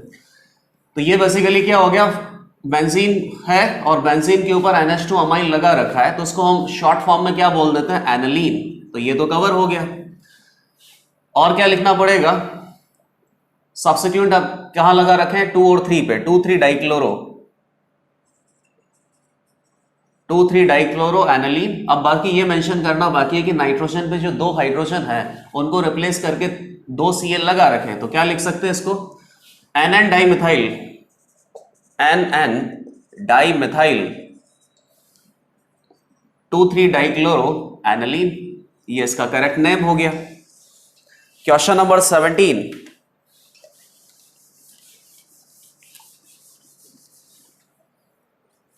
सेवनटीन्थ में एसिडिक स्ट्रेंथ आपसे पूछा हुआ है, तो ये बहुत इजीली आ जाएगा। Benzene CH2OH, triple bond CH2OH, फिर बेंजोइक एसिड है, और फिर यहां पर CH2COOH है, और इसके बाद ट्रिपल बॉन्ड अगेन CH2COOH। तो सबसे पहले तो आप ये देख लीजिए कि अल्कोहल दे रखा है, कार्बोक्सिलिक एसिड दे रखा है। कार्बोक्सिलिक एसिड का जो एसिडिक स्ट्रेंथ है वो अल्कोहल के कंपैरिजन में ज्यादा होता है। रीजन आपको पता है, stability of conjugate base. Alcohol में जो कॉन्जुगेट बेस बनता है वो रेजोनेंस स्टेबलाइज नहीं होता है, और कार्बोक्सिलिक एसिड में जो कॉन्जुगेट बेस बनता है COO- ये रेजोनेंस स्टेबलाइज्ड होता है। यहां पर दो इक्विवेलेंट स्ट्रक्चर बनती है, तो जितना ज्यादा रेजोनेंस स्टेबलाइज्ड कॉन्जुगेट बेस होगा उतना ही ज्यादा एसिड का एसिडिक स्ट्रेंथ होगा। तो सबसे पहले तो हम क्या बोल सकते हैं कि थर्ड और फोर्थ का एसिडिक स्ट्रेंथ ज्यादा होगा in comparison to first and second. अब यहां पे देख लेते हैं, CH2 से क्या कनेक्टेड है, फिनाइल। CH2 से क्या कनेक्टेड है, C triple bond C। C triple bond C का माइनस आई ज्यादा होता है इन कंपैरिजन टू फिनाइल। तो अब कौन आ जाएगा, 4 3। सिमिलरली 1 और 2 में अगेन फिनाइल और C ट्रिपल बॉन्ड C, इसी का माइनस आई ज्यादा होता है। तो ये जो सेकंड नंबर का अल्कोहल है इसकी एसिडिक स्ट्रेंथ फर्स्ट नंबर के अल्कोहल से ज्यादा होगी। तो आंसर क्या आ गया, 4 3 2 1। अभी ऑर्गेनिक पोर्शन के इसमें क्वेश्चंस है basically. Question number 18, which of the following reaction is feasible in forward direction. तो ये एसिडिक स्ट्रेंथ बेसिक स्ट्रेंथ का क्वेश्चन आ गया। फर्स्ट क्या है, PHOH, that means phenol plus NaHCO3। Forward direction में फीजिबल है या नहीं है ये फाइंड आउट करना है। तो इसका कंसेप्ट आपको ऑलरेडी पता है कि कोई भी एसिड बेस रिएक्शन में स्ट्रॉन्ग से वीक अगर बनता है, स्ट्रॉन्ग एसिड से वीक एसिड या स्ट्रॉन्ग बेस से वीक बेस, तो वो रिएक्शन फॉरवर्ड डायरेक्शन में फीजिबल होता है। बैकवर्ड डायरेक्शन में कौन फीजिबल होगा, आपको तो हमेशा केवल क्या चेक करना है, फॉर स्ट्रॉन्ग से वीक बनना चाहिए, चाहे वो फॉरवर्ड डायरेक्शन हो चाहे वो बैकवर्ड डायरेक्शन हो। फॉरवर्ड डायरेक्शन में अगर ऐसा हो रहा है तो फिर आंसर क्या हो जाएगी, फॉरवर्ड डायरेक्शन में रिएक्शन फीजिबल है। बैकवर्ड डायरेक्शन में अगर ऐसा है तो बैकवर्ड डायरेक्शन में रिएक्शन फीजिबल होगा। ये चारों ऑप्शन हमने यहां पे बना दिए। तो सबसे पहले तो एसिड बेस रिएक्शन के प्रोडक्ट हम बना सकते हैं। प्रोडक्ट बनाने के बाद प्रोडक्ट और रिएक्टेंट में एसिडिक स्ट्रेंथ और बेसिक स्ट्रेंथ का कंपैरिजन करेंगे, और फाइनली आप बता सकते हो कि कौन सी रिएक्शन फॉरवर्ड डायरेक्शन में फीजिबल है। कुछ एग्जांपल तो यहां पे बहुत सिंपल है। फिनॉल NaHCO3 के साथ पॉजिटिव रिएक्शन नहीं करता है। ये बेसिकली क्या है, एसिडिक प्रोटॉन है, यहां पर क्या है, बेस है Na प्लस HCO3 HCO3 यहां से एसिडिक प्रोटॉन एक्सट्रैक्ट करेगा तो क्या बनेगा, H2CO3, और इधर आ जाएगा फिनॉक्साइड आयन। अब चाहे तो आप एसिड और कॉन्जुगेट एसिड या बेस और कॉन्जुगेट बेस का स्ट्रेंथ कैलकुलेट करके ये बता सकते हैं कि फॉरवर्ड में फिजिबल है या बैकवर्ड में फिजिबल है। एसिडिक स्ट्रेंथ देख लेते हैं। ये जो फिनॉल है बेसिकली ये इस साइड एसिड है, और यहां पर एसिड कॉन्जुगेट एसिड कौन है, H2CO3। H2CO3 की शक्ल आप देख लो, यहां पे क्या प्रेजेंट है, COOH। COOH का एसिडिक स्ट्रेंथ फिनॉल से तो ज्यादा ही होगा। क्यों ज्यादा होगा उसका रीजन आपको पता है। तो अगर इसकी एसिडिक स्ट्रेंथ ज्यादा है तो बेसिकली आप वीक से क्या बना रहे हो, स्ट्रॉन्ग। तो ये पहली वाली रिएक्शन फॉरवर्ड डायरेक्शन में फीजिबल नहीं होगी। और वैसे भी आपको पता है ये पर्टिकुलर क्वेश्चन बहुत इंपॉर्टेंट है, ये हमने पढ़ा हुआ है कि NaHCO3 सोडियम बाइकार्बोनेट का कौन सा एसिड पॉजिटिव टेस्ट दे सकता है। तो फिनॉल तो इसका पॉजिटिव टेस्ट नहीं देता है। कौन सा ऐसा एसिड हो सकता है जो सोडियम बाइकार्बोनेट का पॉजिटिव टेस्ट दे सकता है। तो कोई भी एसिड की रिएक्शन सोडियम बाइकार्बोनेट से करेंगे तो क्या बनेगा, H2CO3। तो प्रोडक्ट में एसिड अपने पास क्या होगा, H2CO3, और रिएक्टेंट में एसिड कौन है, गिवन एसिड H2CO3 से ज्यादा एसिडिक होना चाहिए। तो H2CO3 में क्या प्रेजेंट है, COOH। तो इसमें भी क्या प्रेजेंट होना चाहिए, COOH तो होना चाहिए एटलीस्ट। तो यहां से थ्योरी क्या बन सकती है, क्योंकि ये अभी आगे काम आएगा, any acid having COOH group और higher acidic than COOH can give positive test with NaHCO3। किसी भी एसिड का एसिडिक स्ट्रेंथ COOH के इक्विवेलेंट हो या COOH से ज्यादा हो, वो एसिड H2CO3 से ज्यादा एसिडिक होगा। इसका मतलब इस एसिड का रिएक्शन NaCO3 से करेंगे तो पॉजिटिव टेस्ट आएगा, H2CO3 बन जाएगा। H2CO3 बेसिकली क्या होता है, H2O प्लस CO2, मतलब इस रिएक्शन मिक्सचर में से CO2 गैस रिलीज होगा। अब मैं ऐसा क्यों बोल रहा हूं कि COOH के इक्विवेलेंट हो तो भी चलेगा, क्योंकि यहां पे क्या लगा रखा है एक्स्ट्रा, OH का क्या लगता है प्लस M की वजह से एसिडिक स्ट्रेंथ क्या होगा, कम। तो यहां इस एसिड में कोई भी COOH हो, उसके साथ अगर कोई भी ग्रुप लगा है तो ये ग्रुप प्लस M की वजह से यहां पे एसिडिक स्ट्रेंथ डिक्रीज कर रहा है। तो ये जो पर्टिकुलर गिवन एसिड होगा, इसकी एसिडिक स्ट्रेंथ H2CO3 से ज्यादा ही आने वाली है। इनफैक्ट अगर आप यहां पे कोई प्लस I या प्लस HC ग्रुप भी लगा देना, प्लस I और प्लस HC ग्रुप भी एसिडिक स्ट्रेंथ को डिक्रीज करता है, लेकिन प्लस M के कंपैरिजन में तो कम डिक्रीज करेंगे। तब भी गिवन एसिड H2CO3 से ज्यादा एसिडिक होगा तो ये NaCO3 के साथ पॉजिटिव टेस्ट दे सकता है। तो इस पॉइंट को आप हमेशा याद रखना, और ये बहुत ही अच्छी ट्रिक है कि कोई भी एसिड जो COOH कार्बोक्सिलिक एसिड के इक्विवेलेंट या कार्बोक्सिलिक एसिड से ज्यादा एसिडिक हो, वो NaHCO3 के साथ पॉजिटिव टेस्ट दे सकता है। तो फर्स्ट वाला तो नहीं, ये एसिड है, ये एसिड है और ये बेस है, पक्का रिएक्शन होगा। यहां पर दोनों ही बेस दे रखे हैं, यहां पर H प्लस एक्स्ट्रा है बेसिकली, तो ये एज ए एसिड बिहेव करेगा, ये बेस बिहेव करेगा। ये H प्लस अगर इसको देगा तो नाइट्रोजन के लॉन पेयर पे चिपक जाएगा। तो फाइनली आपको क्या मिलेगा, CH3 प्लस उधर से H प्लस हटा दो। अब यहां चाहे तो हम एसिडिक स्ट्रेंथ या बेसिक स्ट्रेंथ किसी से भी कैलकुलेट कर सकते हैं, लेकिन क्वेश्चंस को देख के आपको यह समझ में आना चाहिए कि एसिडिक स्ट्रेंथ से स्ट्रॉन्ग एसिड से वीक एसिड इस तरीके से कैलकुलेट करने पर आंसर इजीली आएगा, या बेसिक स्ट्रेंथ को कंपेयर करने पर आंसर इजीली आ जाएगा। अमाइंस क्या होते हैं, बेसिक, तो यहाँ बेसिक स्ट्रेंथ आप कंपेयर करो। ये अपने पास प्रोडक्ट में बेस है एनिलीन और रिएक्टेंट में बेस है मिथाइल एनिलीन। ये मिथाइल एनिलीन के रेस्पेक्ट में ऑर्थो पे लगा हुआ है, तो ऑर्थो इफेक्ट की वजह से बेसिक स्ट्रेंथ डिक्रीज होता है। तो ये क्या है, वीक बेस, और ये स्ट्रॉन्ग बेस, ये भी फीसिबल नहीं है। आंसर तो ऑलरेडी आ चुका है कि सेकंड रिएक्शन फीसिबल है। सिमिलरली यहां से क्या बनेगा, प्लस H प्लस उसने दे दिया, पाइरिडीनियम आयन एसिड था और उससे वापस क्या बन गया, पाइरिडीन बेस। तो ये बेस हो गया, इधर ये बेस हो गया। ये लॉन पेयर कैसा है, लोकेलाइज्ड है, पाइरिडीन में लॉन पेयर लोकेलाइज्ड है, और इसको क्या बोलते हैं, पाइरोल। पाइरोल में ये लॉन पेयर डी लोकेलाइज्ड है, डी लोकेलाइज्ड है तो लेस बेसिक होगा। तो एक तरीके से वापस क्या हुआ, लेस बेसिक, वीक बेस से आपने क्या बनाया, स्ट्रॉन्ग बेस। तो ये रिएक्शन भी फीजिबल नहीं है। तो क्वेश्चन नंबर 18 में आंसर क्या आ गया, सेकंड ऑप्शन, जहां पर बेंजोइक एसिड NaOH के साथ रिएक्शन कर सकता है। तो फाइनली आपको प्रोडक्ट मिल जाएंगे। क्वेश्चन नंबर 19 देखिए,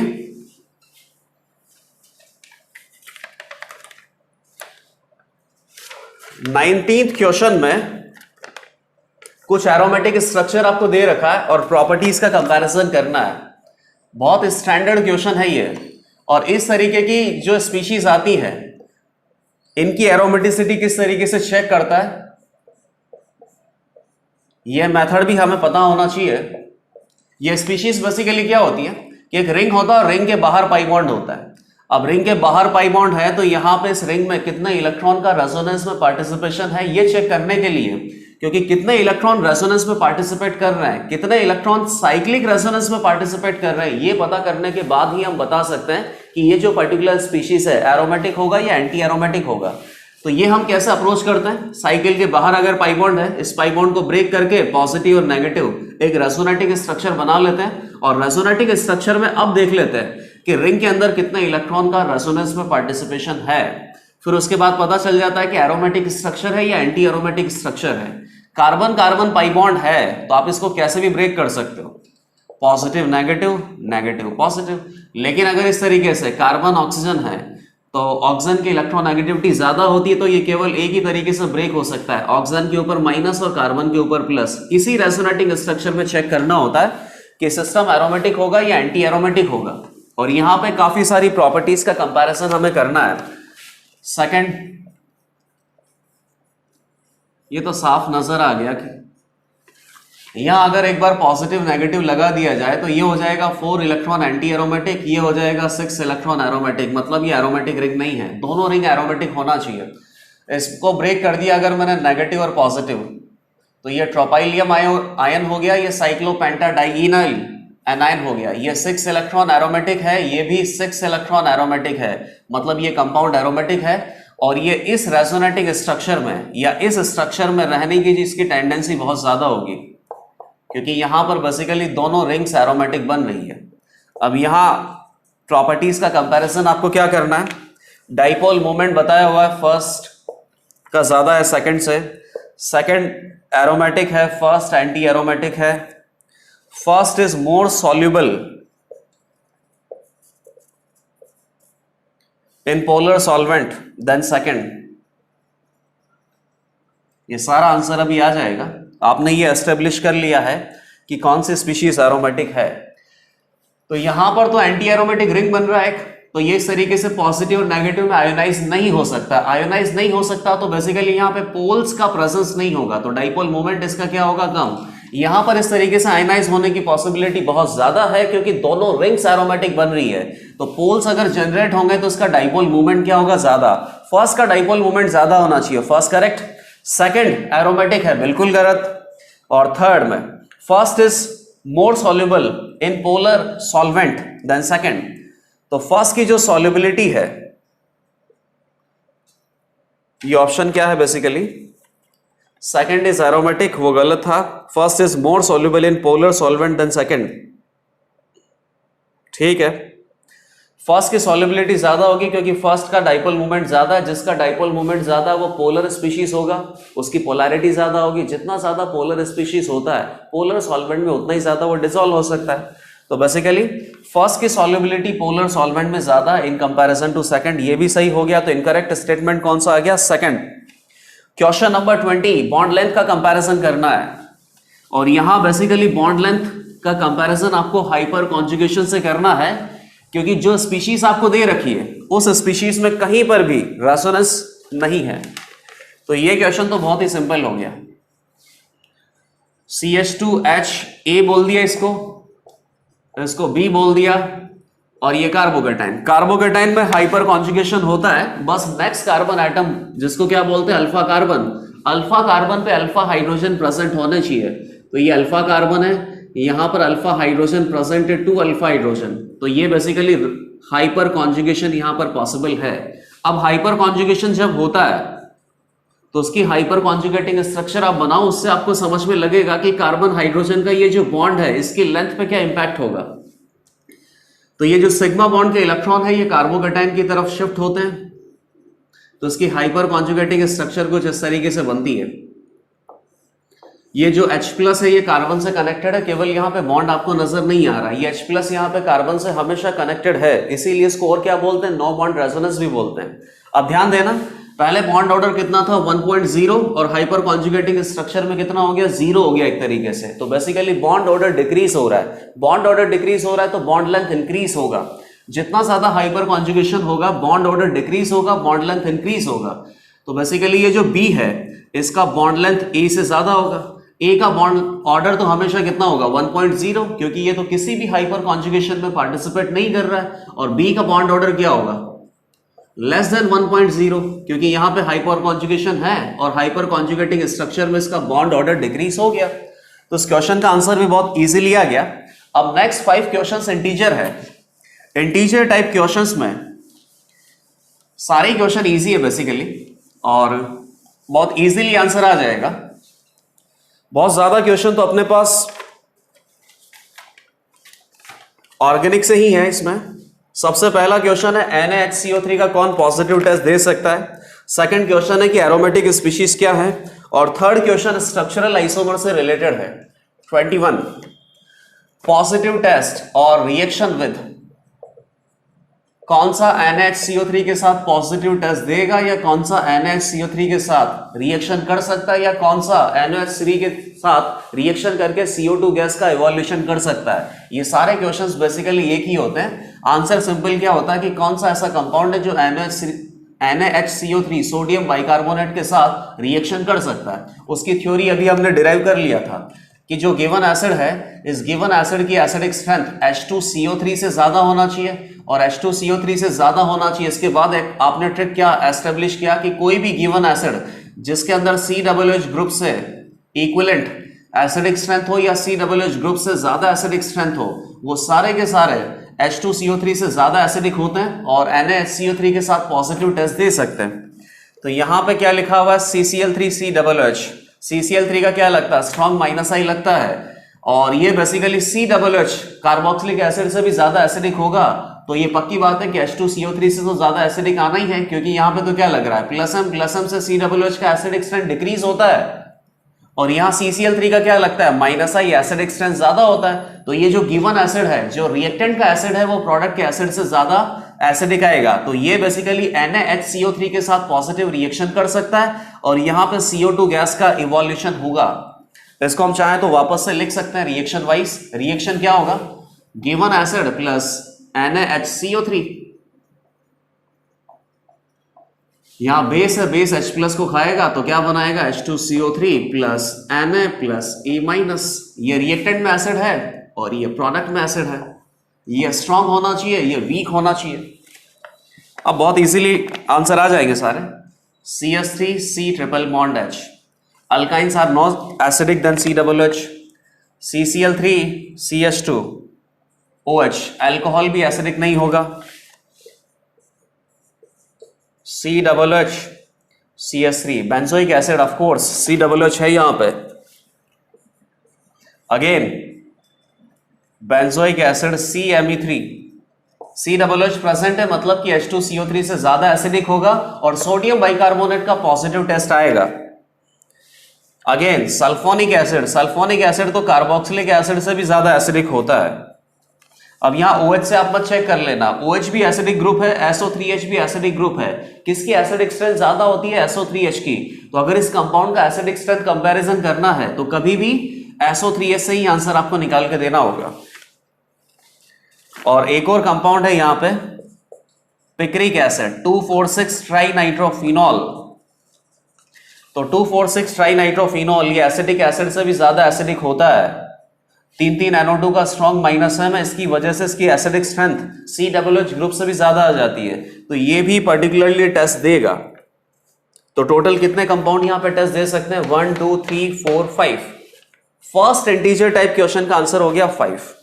नेक्स्ट क्वेश्चन है, कुछ स्पीशीज बना के दे रखिए और एरोमेटिक स्पीशीज हमें फाइंड आउट करना है। एरोमेटिक, तो एरोमेटिक का फंडा आपको पता है, साइकिल में कंप्लीट साइक्लिक रेजोनेंस होना चाहिए और रेजोनेंस में पार्टिसिपेट करने वाले इलेक्ट्रॉन क्या होने, हकल्स रूल को सेटिस्फाई करना चाहिए। हकल्स रूल क्या है, 4n+2 पाई इलेक्ट्रॉन। तो ये फर्स्ट स्पीशीज है। सेकंड, कंप्लीट साइक्लिक रेजोनेंस होना चाहिए। सबसे पहली कंडीशन तो यही है, कहीं कंप्लीट साइक्लिक रेजोनेंस अगर नहीं है तो रेजोनेंस में कितने इलेक्ट्रॉन पार्टिसिपेट कर रहे हैं ये गिनने की जरूरत नहीं है, डायरेक्ट आंसर दिया करो कि एरोमेटिक नहीं है। रेजोनेंस कहां पे पॉसिबल होता है उसके लिए आपको कॉन्जुगेटेड सिस्टम पता है, तो सीधा कॉन्जुगेटेड सिस्टम फाइंड आउट किया करो। अगर कंप्लीट रिंग में कॉन्जुगेटेड सिस्टम प्रेजेंट है तो कंप्लीट साइक्लिक रेजोनेंस होता है, और कंप्लीट साइक्लिक रेजोनेंस होने के बाद number of electrons find out करो जो रेजोनेंस में पार्टिसिपेट कर रहे हैं। अगर ये 4n+2 पाई रूल को सेटिस्फाई करते हैं तो बेसिकली एरोमेटिक होगा। और एक दो एक्सेप्शन आते हैं, उन एक्सेप्शंस को आपको याद रखना है। साइक्लोडेकीन हो गया, ये पेंटाडेकीन हो गया बेसिकली, और ये नेप्थलीन हो गया। नेप्थलीन तो यहां पे एरोमेटिक होगा, ये तो आपको पता ही है कि किसी भी पर्टिकुलर कंपाउंड में अगर एक से ज्यादा बेंजीन रिंग प्रेजेंट है या बेंजीन रिंग प्रेजेंट है, इनको क्या बोलते हैं, बेंजोनॉइड कंपाउंड। कहीं पर भी अगर बेंजीन रिंग प्रेजेंट है तो ये सारे स्पीशीज एरोमेटिक ही होती है। बेंजीन रिंग यहाँ पे प्रेजेंट है, टोटल कितने इलेक्ट्रॉन का पार्टिसिपेशन है, रेजोनेंस में 10 पाई इलेक्ट्रॉन का। ये 4n+2 पाई इलेक्ट्रॉन के रूल को सेटिस्फाई करता है, कंप्लीट साइक्लिक रेजोनेंस है, तो नेप्थलीन तो एरोमेटिक होता ही है, ये हमें पता है। फर्स्ट ऑप्शन पे आते हैं, lone pair gap pi gap positive gap pi gap lone pair, complete cyclic resonance है। इस तरीके से आप कॉन्जुगेटेड सिस्टम को पढ़ के भी ये बता सकते हैं कि कंप्लीट साइक्लिक रेजोनेंस है या नहीं है। और कंप्लीट साइक्लिक रेजोनेंस के लिए आपको केवल इतना देखना है कि पॉजिटिव नेगेटिव लॉन पेयर पाई और फ्री रेडिकल, यही पांचों से कॉन्जुगेटेड सिस्टम बनता है। तो इनमें से कोई भी किसी के भी साथ अल्टरनेट में प्रेजेंट है, कंटिन्यूअसली अल्टरनेट में प्रेजेंट है, तो कंप्लीट साइक्लिक रेजोनेंस होगा। तो बेसिकली कौन कौन आया था, लॉन पेयर 2 इलेक्ट्रॉन, पाई आया था, पॉजिटिव आया था, 2 + 2 + 2 और पॉजिटिव मतलब 0, 6 इलेक्ट्रॉन एरोमेटिक है। ये sp3 कार्बन आ गया बीच में, sp3 कार्बन है, इसका मतलब यहां पे कंप्लीट साइक्लिक रेजोनेंस नहीं होगा, तो एरोमेटिसिटी की तो बात है ही नहीं। और इनफैक्ट अगर आप कॉन्जुगेटेड सिस्टम को पढ़ के पता करते हैं कि कंप्लीट रेजोनेंस है या नहीं है, तब भी आंसर आता lawn pair gap pi gap. अब यहां पे कुछ भी नहीं है, वापस से क्या आ गया, गैप आ गया। तो 2 बार अगर गैप आ गया मतलब कि रेजोनेंस नहीं है, तो एरोमेटिक नहीं बोल सकते। पाइरोल तो एरोमेटिक होता ही है, 6 electron aromatic, lone pair gap pi gap lone pair. ये नाइट्रोजन एटम यहाँ पे sp3 है, इसको आप इस तरीके से मत देख लेना कि positive gap pi gap positive, और इसको आप बोल दो कि 4 इलेक्ट्रॉन एंटी एरोमेटिक है। बिल्कुल नहीं, यहाँ कंप्लीट साइक्लिक रेजोनेंस नहीं है। नाइट्रोजन के ऊपर पॉजिटिव है, लेकिन यहाँ कोई रेजोनेंस नहीं है, ये sp3 हाइब्रिडाइज्ड है। रेजोनेंस कंटिन्यू करने के लिए एटम्स या सेकंड पीरियड के एटम्स का हाइब्रिडाइजेशन sp या sp2 होना चाहिए, तो इसको क्या बोलेंगे, नॉन एरोमेटिक। ये एंटी एरोमेटिक भी नहीं है। इस स्पीशीज का कैसे फाइंड आउट किया जा सकता है, रेजोनेटिक स्ट्रक्चर बना के। अब देखिए positive gap pi gap positive, 4 electron anti aromatic, ये भी एरोमेटिक नहीं है। अभी तक कितना स्पीशीज एरोमेटिक है, 2, 1, 2। सिमिलरली यहाँ नेगेटिव यहाँ पॉजिटिव, ये भी एरोमेटिक है, फर्स्ट स्पीशीज के जैसा ही है। Lone pair gap pi gap positive gap pi gap lone pair, 6 electron aromatic है। ये sp3 कार्बन आ गया, कंप्लीट साइक्लिक रेजोनेंस नहीं है, तो ये नॉन एरोमेटिक होगा। साइक्लो डेका पेंटाइन, यहां पर बेसिकली इन हाइड्रोजन एटम की वजह से रिपल्शन होता है, इसको क्या बोलते हैं, एनुलिन 10।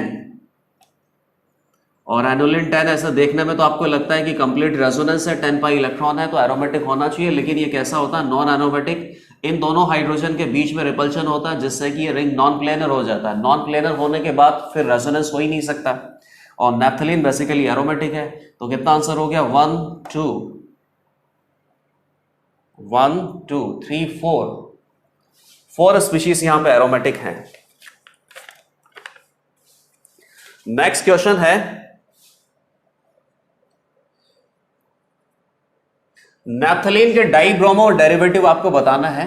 नैप्थलीन में बेसिकली 2 बेंजीन रिंग प्रेजेंट होती है एक तरीके से, और ये बेंजीन रिंग किसी सिंगल बॉन्ड से कनेक्टेड नहीं होती, बेंजीन रिंग एक दूसरे में फ्यूज्ड होती है। टोटल 12 कार्बन एटम नहीं होते, 10 कार्बन एटम ही यहाँ पे प्रेजेंट होते हैं।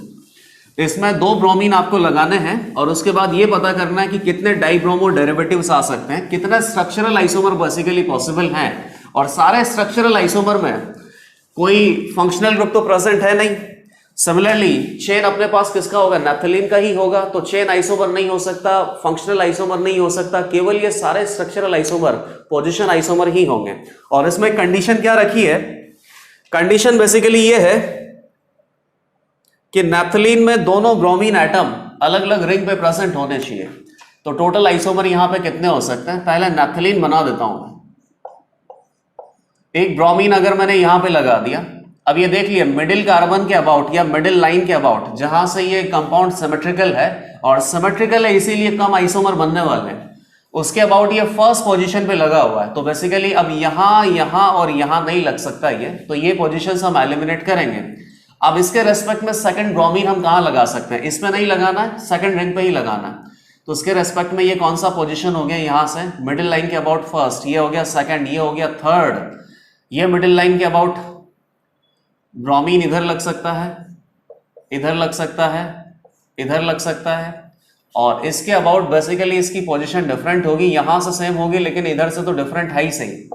तो टोटल 4 लोकेशंस तो यहां पे आ गई। इसके बाद ब्रोमीन को और कहां लगाया जा सकता है, इधर आपने लगा दिया तो ये पोजीशंस ऑलरेडी एलिमिनेट हो चुकी हैं, तो अब ऐसी कोशिश हम बिल्कुल भी नहीं करेंगे। अब ब्रोमीन को यहां लगाया जा सकता है मिडिल लाइन के अबाउट सेकंड पे, तो ये भी सेकंड ही है, ये भी सेकंड है, ये भी सेकंड है। तो बेसिकली ये लास्ट कॉन्फ़िगरेशन है जिसमें सारे आंसर आ जाएंगे। अब और कहीं पे भी नहीं लगाया जा सकता, यहां पे मैंने ब्रोमीन अटैच कर दिया। अब सेकंड ब्रोमीन कहां लगेगा, सेकंड ब्रोमीन अगर यहां लगता है तो उसको एलिमिनेट करो, क्योंकि फर्स्ट पे ब्रोमीन ऑलरेडी लगा चुके हैं और उसका रेस्पेक्ट में यहां पे ब्रोमीन ऑलरेडी एस्टेब्लिश था। ब्रोमीन यहां लग सकता है, बिल्कुल सही बात है। ब्रोमीन इधर भी लग सकता है और ब्रोमीन यहां वापस से नहीं लगा सकते, क्योंकि मिडिल लाइन के अबाउट ये वापस से फर्स्ट लोकेशन है। फर्स्ट लोकेशन पे ब्रोमीन लगा के सेकंड बेंजीन रिंग में ब्रोमीन हमने ऑलरेडी लगा रखा है, तो 2 लोकेशंस यहां से आएंगी। तो टोटल स्ट्रक्चरल आइसोमर यहां से कितने आ सकते हैं? 6। नेक्स्ट क्वेश्चन नंबर 24 और 25, ये दोनों एटॉमिक स्ट्रक्चर से रिलेटेड है। Number of electrons with n+m equal to 2 in chromium atom. तो सबसे पहले क्रोमियम एटम का इलेक्ट्रॉनिक कॉन्फ़िगरेशन लिख लेते हैं, फिर इलेक्ट्रॉनिक कॉन्फ़िगरेशन लिखने के बाद ये पता करेंगे कि कौन सा ऐसा इलेक्ट्रॉन है जिनके लिए प्रिंसिपल क्वांटम नंबर और मैग्नेटिक क्वांटम नंबर का जो सम है वो 2 के इक्वल आ सकता है। बाकी प्रिंसिपल क्वांटम नंबर की क्या वैल्यूज अलाउड हैं और मैग्नेटिक क्वांटम नंबर्स की क्या वैल्यूज अलाउड हैं वो ऑलरेडी हमें पता है। क्रोमियम के लिए क्या होगा? 1s2। अच्छा, कंप्लीट कॉन्फ़िगरेशन लिखेंगे ताकि जल्दी आंसर आ जाए। 2s2, 2p6, अभी तक तो सारे फिल हैं। 3s2, इसीलिए कोई टेंशन लेने की बात नहीं है, किसी भी तरीके से आप फिल कर लो। 3p6, 18 इलेक्ट्रॉन हो गए। इसके बाद क्या आता है? 4s1 या 4s2, 3d4 आता है, लेकिन यहां पे क्या हो जाता है? 4s2, क्योंकि हाफ फिल्ड कॉन्फ़िगरेशन आपको ज्यादा स्टेबल लगता है। सॉरी, 4s1 और 3d5 हो जाता है। ये 1 2 3 4 5, ये क्रोमियम का इलेक्ट्रॉनिक कॉन्फ़िगरेशन है। अब आपको ये देखना है कि n+m इक्वल टू 2 होना चाहिए। तो बेसिकली n और m की क्या वैल्यूज यहां पे परमिट हम कर सकते हैं? n क्या इंडिकेट करता है? Shell number. n हो गया शेल नंबर या प्रिंसिपल क्वांटम नंबर होता है। 1 2 3 4 5 6, इस तरीके से शेल नंबर होता है। नेक्स्ट होता है l, ये क्या होता है? सब शेल नंबर। यह स्कोर क्या बोलता है? एजिमुथल क्वांटम नंबर कहां से कहां तक वैल्यूज अलाउड होती है? 0 to n-1। तो अगर फर्स्ट शेल की बात करें तो 0 to 1-1, यहां पे केवल एक ही सब शेल होता है, उसका नाम होता है 0। सेकंड शेल की अगर बात करें तो 0 to 2-1, 0 to 1, तो 0 और 1 दो वैल्यूज अलाउड होती है। 3 में क्या वैल्यूज अलाउड होंगी? 0 1 2। और 3 शेल के अंदर कितनी सब शेल होंगी? 3 होंगी, ये भी हमें ऑलरेडी पता है। 4th के अंदर 4 सब शेल होंगी, 5 के अंदर 5 सब शेल होंगी। तो ये सारी वैल्यूज आपको पता है कि L की वैल्यू किसी पर्टिकुलर n के लिए कितने तक अलाउड होता है? n-1 वैल्यू तक। अगेन सबशेल के अंदर क्या होता है? ऑर्बिटल। ऑर्बिटल किससे इंडिकेट करते हैं? मैग्नेटिक क्वांटम नंबर से। ऑर्बिटल किसके अंदर होते हैं? सबशेल के अंदर। इस पे नहीं जाना आपको। तो बताइए, 0 सबशेल जिसको S बोलते हैं, 1 सबशेल जिसको P बोलते हैं और L इक्वल टू 2 जिसको D सबशेल बोलते हैं। यहां पर क्या वैल्यू होगा? -m to +m। तो बेसिकली एक ही वैल्यू आ गया, -1 to +1। तो कितना वैल्यू आ जाएगा? -1 0 +1। इसीलिए P सबशेल में 3 ऑर्बिटल होते हैं और D के लिए L इक्वल टू 2 होता है। तो बेसिकली m इक्वल टू क्या होगा? -2 से +2, तो -2 +2 और सॉरी -2 -1 0 +1 +2। इसीलिए D सबशेल में कितने ऑर्बिटल होते हैं? 5। अब n+m इक्वल टू 2 करना है। तो बताइए पॉसिबिलिटीज क्या क्या हो सकती हैं। क्रोमियम एटम का कॉन्फ़िगरेशन मैंने यहां पे लिख दिया। 2 + 0 0 + 2 1 + 1। ठीक है, 1 + 1 पॉसिबल नहीं है क्योंकि n इक्वल टू 1 है, तो m इक्वल टू 1 तो नहीं आ सकता। 0 शेल होता नहीं है। 2 + 0, एक तो ये पॉसिबिलिटी है। तो n इक्वल टू 2 होना चाहिए, मतलब कि सेकंड शेल के अंदर जितने भी ऑर्बिटल है उनकी बात कर रहे हैं, और उन ऑर्बिटल के लिए m इक्वल टू वैल्यू कितना होना चाहिए? 0। तो बेसिकली s में तो एक ही ऑर्बिटल होता है, उसके लिए m की वैल्यू क्या होती है? 0। p में 3 ऑर्बिटल होते हैं, एक के लिए m का वैल्यू +1, एक के लिए -1 और एक के लिए 0। तो n की वैल्यू क्या है? 2 और m की वैल्यू क्या है? 0। ये 3 ऑर्बिटल तो आ गए। ठीक है, और वैल्यूज क्या हो सकती है बताइए? 3 -1 भी तो हो सकता है, 4 - 2 भी तो हो सकता है। 3 मतलब n इक्वल टू 3, तो थर्ड शेल की बात है, मतलब 3s हो सकता है, 3p हो सकता है, 3d हो सकता है। और क्या है यहां पे पॉसिबिलिटी? -1, m की वैल्यू -1। तो थर्ड शेल के अंदर s p और d सबशेल होता है। s p और d सबशेल में बेसिकली जो ऑर्बिटल है उसके लिए m की वैल्यू -1 तो हो ही सकती है, कोई दिक्कत नहीं है उसमें। ये 1s2 यहाँ पे पॉसिबल नहीं था, n इक्वल टू 2 यहाँ पे नहीं है। तो बताइए 3 और -1 कहाँ पॉसिबल है? इसके अंदर तो m का वैल्यू क्या होता है 0, इसके अंदर बेसिकली n का वैल्यू 3 है और एक m का वैल्यू -1 तो है ही सही। तो ये 2 इलेक्ट्रॉन और आ गए। और क्या पॉसिबिलिटी है? 4 - 2, तो n इक्वल टू 4, ये शेल नंबर आ गया 4 पे आ गए हम। अच्छा, और m इक्वल टू -2, तो s के अंदर -2 वाला ऑर्बिटल तो होता नहीं है। एक पॉसिबिलिटी और स्किप कर रखी है हमने, n इक्वल टू 3 और m इक्वल टू -1। तो 3 के अंदर 3d सबशेल भी है और 3d सबशेल के अंदर जो ऑर्बिटल होते हैं, इन ऑर्बिटल में बेसिकली +2 -2 +1 -1 और 0, ये टोटल 5 ऑर्बिटल प्रेजेंट होते हैं। तो एक ऑर्बिटल का जो मैग्नेटिक क्वांटम नंबर है वो -1 है। तो ये फाइनल पॉसिबिलिटी है। अगली बार क्या आ सकता है? 5 - 3 भी आ सकता है, लेकिन n इक्वल टू 5। ये इलेक्ट्रॉनिक कॉन्फ़िगरेशन हम आगे फिर नहीं कर सकते। 24 इलेक्ट्रॉन कंप्लीट हो चुके हैं क्रोमियम के। तो क्या आंसर आ गया? 2 + 2 + 2 6 एंड +1 7 इलेक्ट्रॉन। क्रोमियम का इलेक्ट्रॉनिक कॉन्फ़िगरेशन आपने लिखा और ये आइडेंटिफाई किया कि शेल नंबर क्या हो सकता है, और उस शेल नंबर के अंदर क्या होता है? सबशेल। सबशेल में क्या होता है? ऑर्बिटल। ऑर्बिटल के लिए क्या लिखा जाता है? Magnetic quantum number. और मैग्नेटिक क्वांटम नंबर क्या हो सकता है? इन दोनों को मैच करने के बाद टोटल 7 इलेक्ट्रॉन ऐसे हैं जिनके लिए n + m का वैल्यू कितना हो सकता है? 2। लास्ट क्वेश्चन, क्वेश्चन नंबर 25, और ये बेसिकली बहुत इजी क्वेश्चन है। केवल आपको एटम्स का जो फिगर होता है या इलेक्ट्रॉन की जो प्रोबेबिलिटी होती है, श्रोडिंजर्स वेव इक्वेशन जो हमने पढ़ा है, उसकी थोड़ी अंडरस्टैंडिंग होनी चाहिए। एक ऑर्बिटल आपके पास इंडिकेट करके दे रखा है। ये जैसे मान लो न्यूक्लियस कंसिडर कर लेते हैं, और सर्कुलर शेप में अगर इलेक्ट्रॉन प्रोबेबिलिटी है तो उसको क्या बोलते हैं? S orbital. इसके बाद वापस से ये तो डायग्राम मैं बहुत अच्छे से बना रहा हूं, आपके क्वेश्चन पेपर में इतना अच्छे से डायग्राम नहीं बना रखा है। अगेन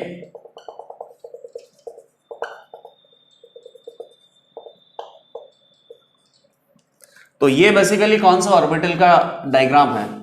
यहां पर बेसिकली श्रोडिंजर्स वेव इक्वेशन का अगर आपने फेस पॉजिटिव से इंडिकेट किया तो अगेन वापस से नेगेटिव हो गया, फिर पॉजिटिव हो गया, और ये ऑर्बिटल आपके पास बना रखा है। एस ऑर्बिटल में कौन सा हो सकता है? ठीक है, फाइंड आउट करते हैं। वैसे तो साफ नजर आ रहा है कि न्यूक्लियस के जस्ट बाहर जहां electron probability density circular shape में अगर मिल सकता है तो उसको क्या बोलते हैं? 1s orbital. उसके बाद क्या आएगा? रेडियल नोड आता है। रेडियल नोड के बाद अगेन सर्कुलर शेप में ही इलेक्ट्रॉन डेंसिटी को अगर आप नोटिस कर रहे हो तो स्फेरिकल शेप या सर्कुलर शेप जो आप बोल रहे हो वो ऑर्बिटल कौन सा होता है? S orbital. 1s ऑर्बिटल के बाद क्या आता है? 2s आता है। 2s के बाद अगेन रेडियल नोड आएगा, फिर 3s ऑर्बिटल आएगा। तो ये बेसिकली क्या हो गया? 1s orbital. ये जो एम्प्टी स्पेस एक तरीके से, ये क्या हो सकता है? Radial node. और वापस से क्या हो गया? 2s orbital. फिर वापस से क्या आ गया? Radial node. और फिर क्या आ जाएगा? 3s orbital. तो ये बेसिकली जो इलेक्ट्रॉन में श्रोडिंजर्स वेव फंक्शन होता है, वहां पर यहां पे हमने क्या प्लॉट कर रखा है? इलेक्ट्रॉन डेंसिटी कर्व एक तरीके से, या इलेक्ट्रॉन प्रोबेबिलिटी डिस्ट्रीब्यूशन कर्व। तो ये किसका हो सकता है? 3s ऑर्बिटल का। इसको आप और कैसे पता कर सकते हैं कि कितनी बार फेस चेंज हो रहा है? पॉजिटिव से नेगेटिव गया मतलब एक रेडियल नोड आ गया, नेगेटिव से वापस से पॉजिटिव गया मतलब एक रेडियल नोड और आ गया। कितनी रेडियल नोड यहाँ पे प्रेजेंट है? 2, और 2 रेडियल नोड प्रेजेंट है। 1s ऑर्बिटल के लिए 0 रेडियल नोड होता है। तो 0 रेडियल नोड में 2 रेडियल नोड अगर आप ऐड करोगे तो किसका आंसर आएगा? 3s ऑर्बिटल का ये ग्राफ है बेसिकली, और 3s ऑर्बिटल हाइड्रोजन एटम के लिए यहाँ पे इंडिकेट कर रखा है।